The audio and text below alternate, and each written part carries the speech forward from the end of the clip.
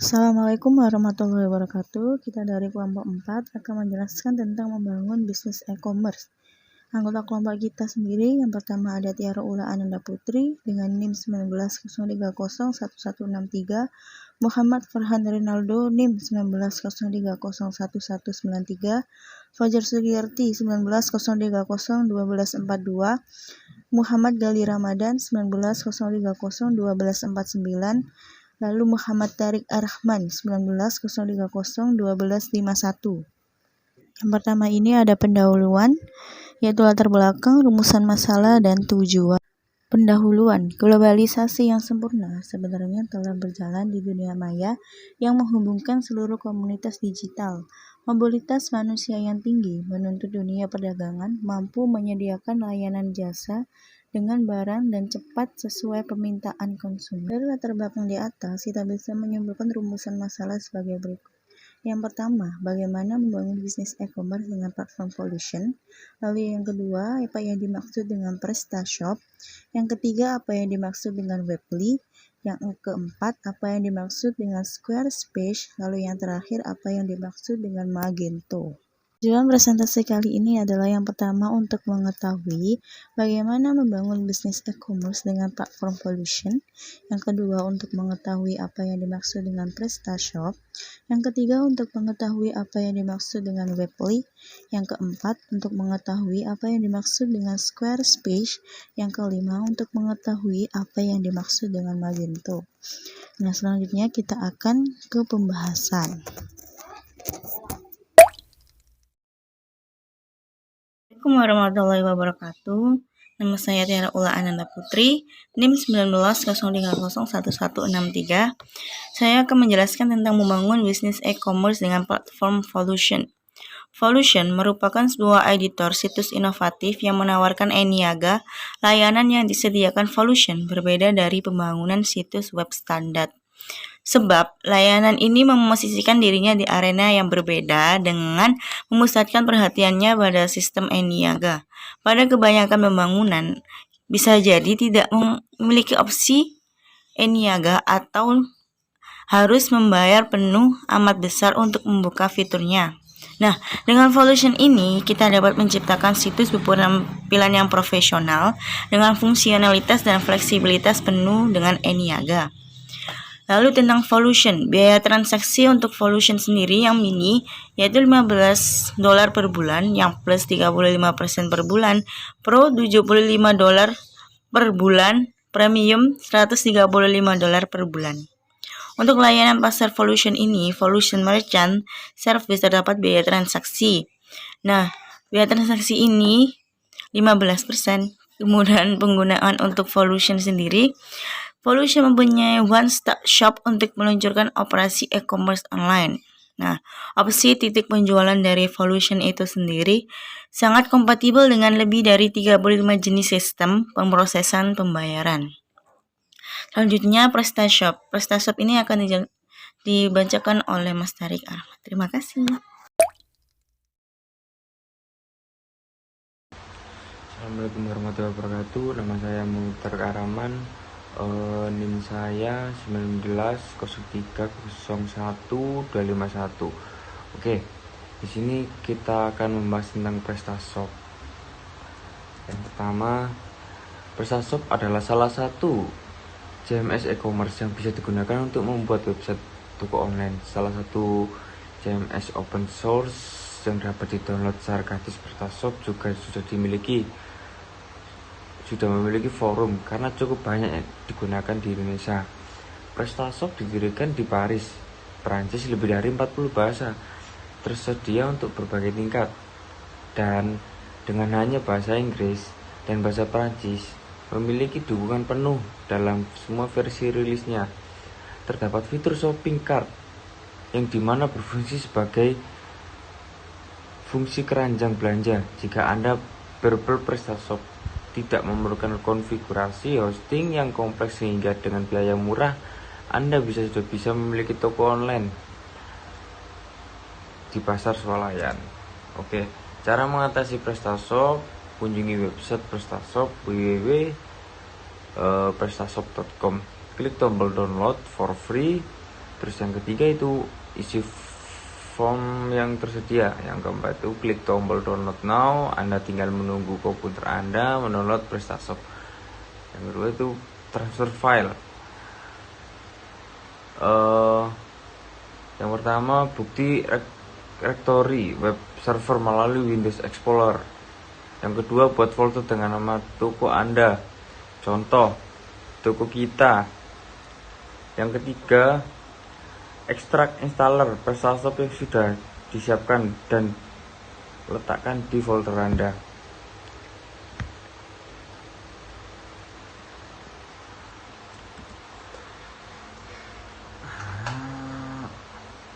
Pembuatan database. Yang pertama akses lokasi database server di http php admin. Yang kedua klik menu database, kemudian pada file create new database masukkan nama database Anda. Menginstal PrestaShop. Nah, di sini ada cara-caranya. Yang pertama masukkan URL dari PrestaShop yang sudah Anda ekstrak dari proses sebelumnya. Yang kedua pilih bahasa installer dan centang pilihan agree to above term and condition, kemudian klik next. Yang ketiga pastikan semua centang berwarna hijau, kemudian klik next. Yang keempat pastikan semua konfigurasi tercentang warna hijau, kemudian klik next. Yang kelima berikutnya adalah halaman untuk disetting database configuration.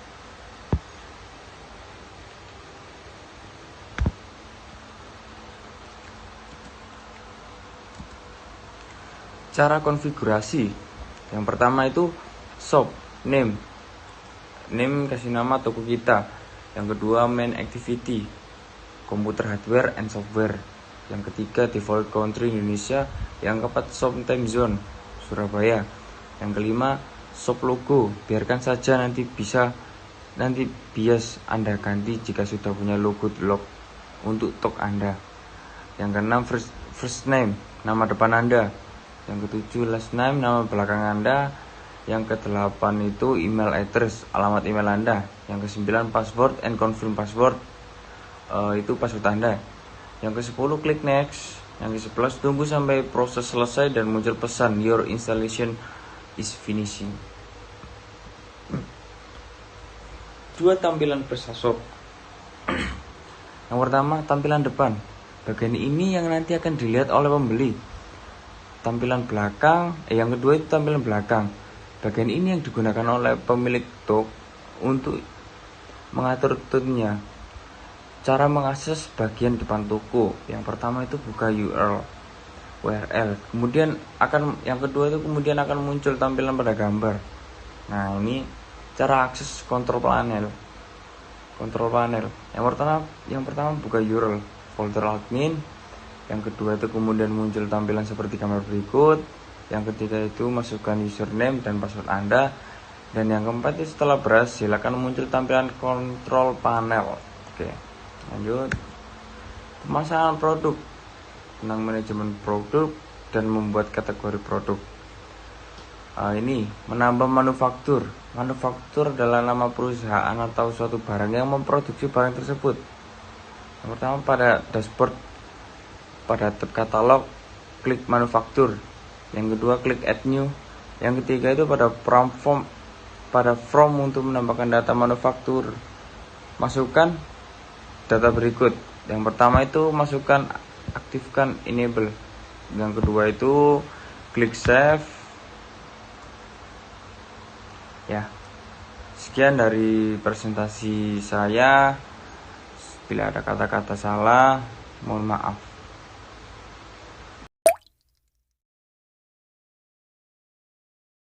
Assalamualaikum warahmatullahi wabarakatuh. Saya akan melanjutkan presentasi dari teman saya. Webly adalah sebuah sarana untuk membuat website gratis. David Busenko dan Veltri dan Chris Van ini adalah pencetus untuk pembuatan situs ini. Dan semua yang menghadiri dan pensted untuk gelar sarjana pada tahun 2007, Webly pernah masuk dalam majalah Time sebagai situs keempat terbaik dari 50 situs. Weebly Pro adalah fitur baru yang ditambahkan oleh Weebly pada tahun 2008 yang memungkinkan pengguna untuk membuat password halaman yang dilindungi, peningkatan batas ukuran file upgrade, serta menerima layanan dukungan tambahan atau support. Pada tahun 2008, fitur Weebly Editor kompatibel dengan Safari dan Google Chrome. Kompatibilitas Weebly Editor diperkenalkan sebelumnya untuk Internet Explorer dan Firefox. Sekian presentasi dari saya.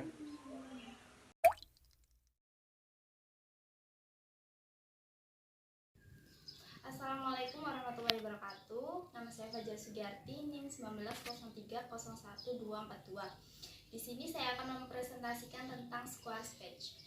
Squarespace adalah perancang situs web terintegrasi sistem manajemen konten berbasis platform, blog, dan layanan penginangan.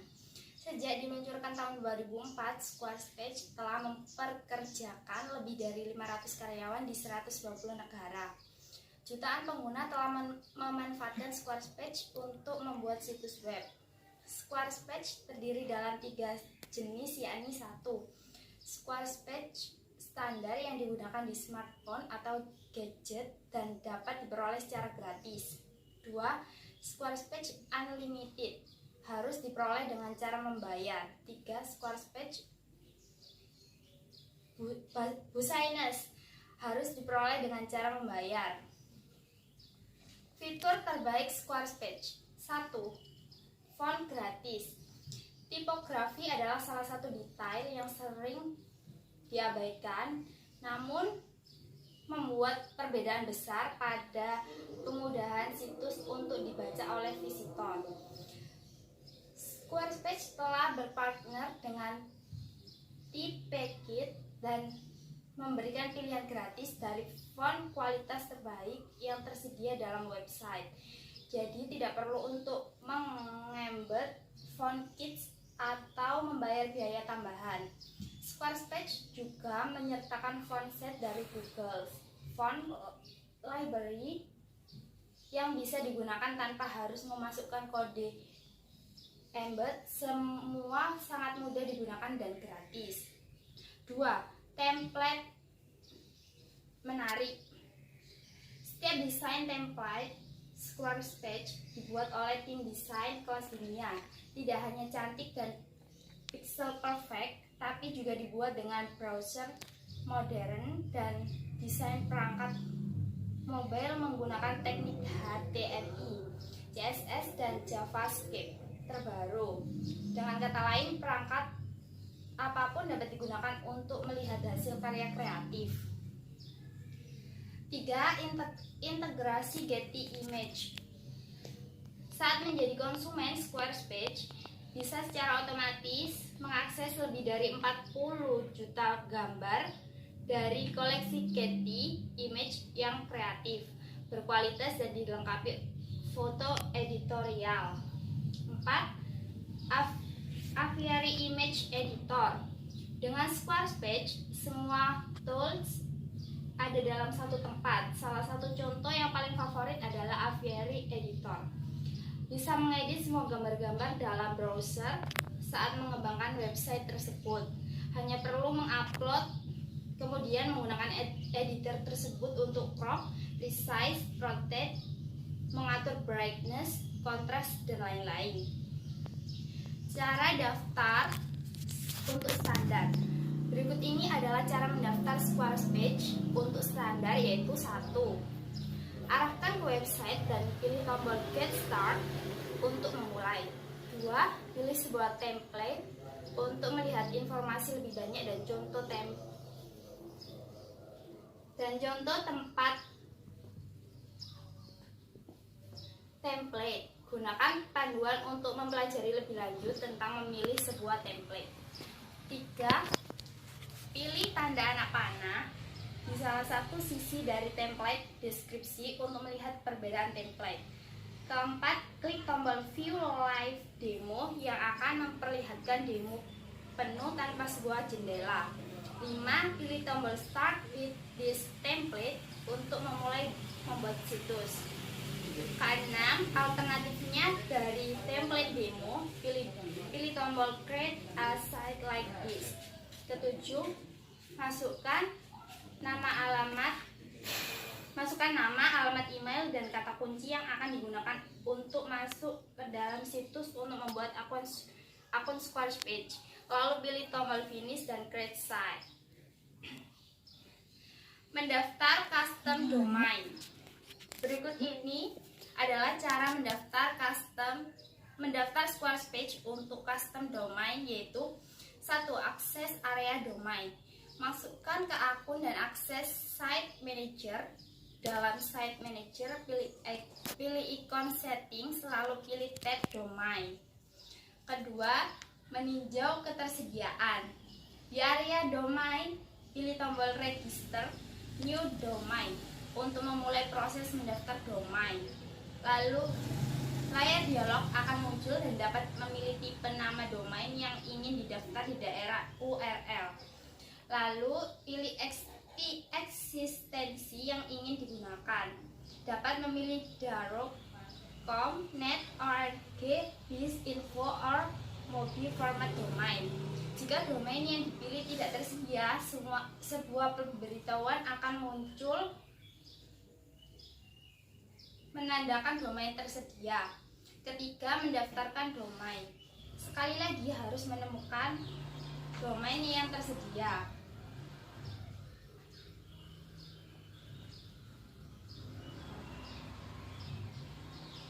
Pilih tombol Register untuk mendaftar dan ditambahkan ke situs.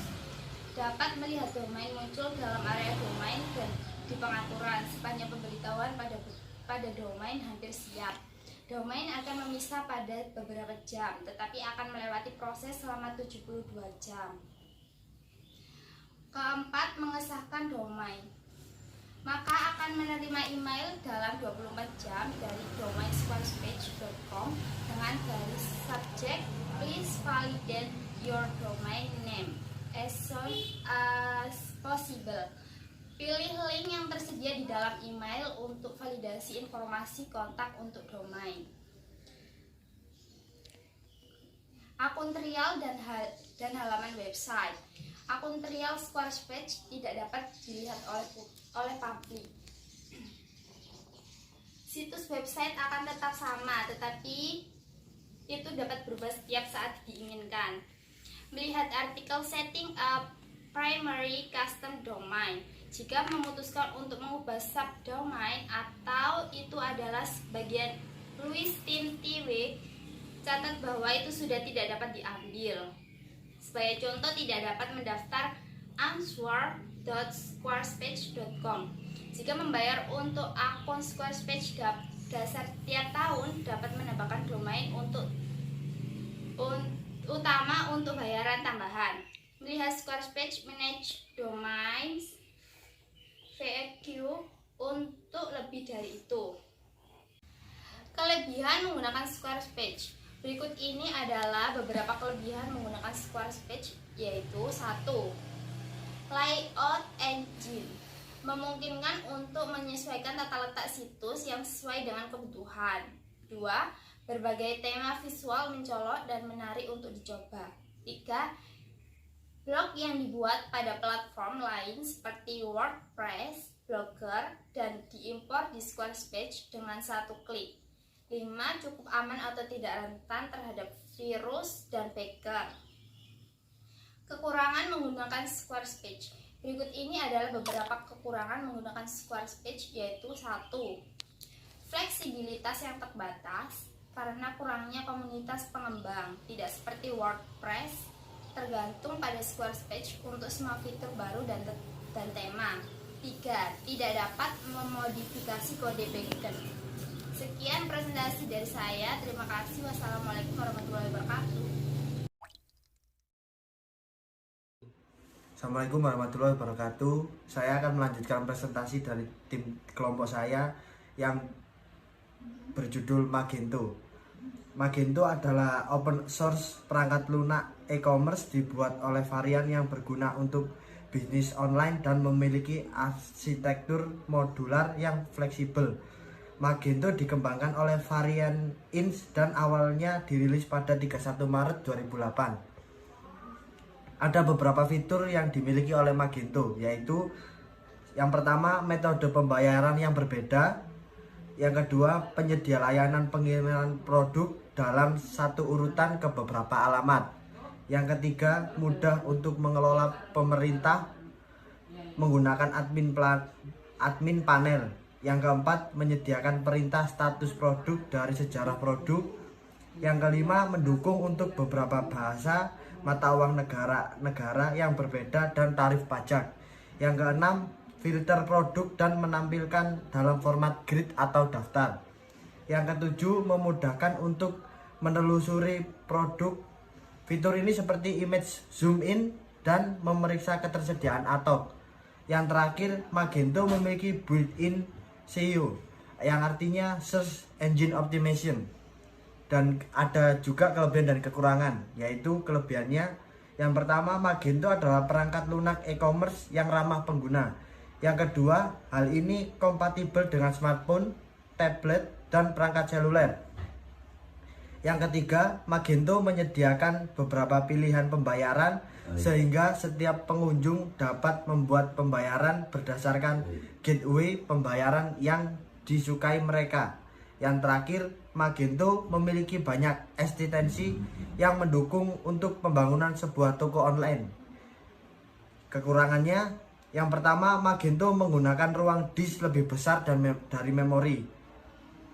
Dibutuhkan banyak waktu untuk membangun fungsionalitas disesuaikan. Yang ketiga, Magento sangat lambat dibandingkan dengan situs e-commerce lain. Yang terakhir, dibutuhkan lingkungan hosting yang tepat. Jika lingkungan hosting tidak pantas, pengguna dapat menghadapi masalah. Sekian dari saya.